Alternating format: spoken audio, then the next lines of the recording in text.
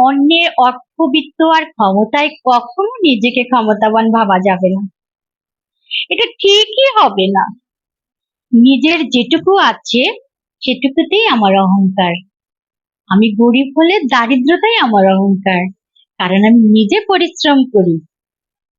আমাদের দেশে এমন লোকের সংখ্যা খুব একটা কম নয় যারা অন্যের ক্ষমতাকে নিজের পেশা বানিয়ে নেয় এবং এই পেশাকেই সে সামনে এগিয়ে নিয়ে যায়। তার জীবিকাও এই ক্ষমতাবান লোকের নাম ভেঙে ভেঙে খেতে হয় বাকি জীবনগুলোতে। গলাবাজি করে করে নিজের পরিচয় দিতে হয়, আমি অমুক, আমি তমুক। এই জীবনগুলো না সুখের হয় না, কখনোই সুখের হয় না। নিজেকে নিজের কাজের বলে বলিয়ান করতে হবে। একদম সত্যি, এটা প্রমাণিত। নিজেকে নিজের মতো করে বাঁচতে হবে। অন্যের সাহায্য, অন্যের নাম ভাঙিয়ে, অন্যের ক্ষমতার বলে কখনোই কেউ কোনোদিনও ভালো অবস্থানে অধিষ্ঠিত হতে পারে না।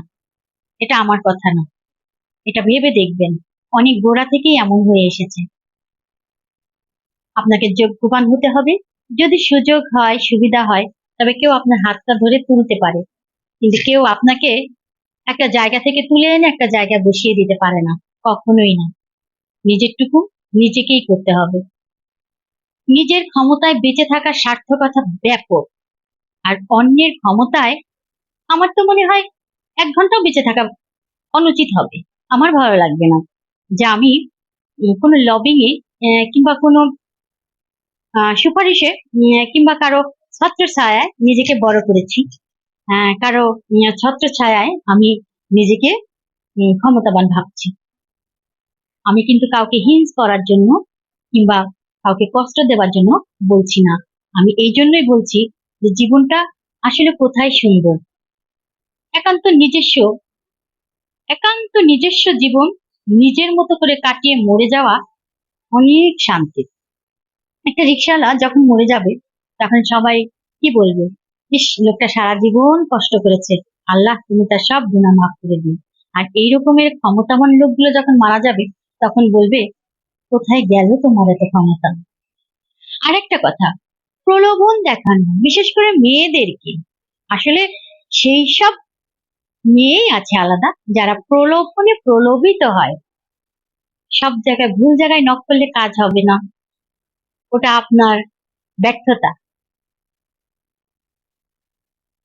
মেয়েদেরকে এগিয়ে যেতে হবে আরো দৃঢ়ভাবে। মেয়েদের চলার পথটা কখনোই মসৃণ না। মেয়েদেরকে একদম শক্তভাবে, মেয়েদেরকে ডানে বামে তাকালে চলবে না, সোজা পথে যেতে হবে। নিজেকে মশাল হাতে, নিজের মশাল হাতে, নিজের যোগ্যতাকে মশাল হিসাবে ধরতে হবে। আমি যেটা মনে করি, আমার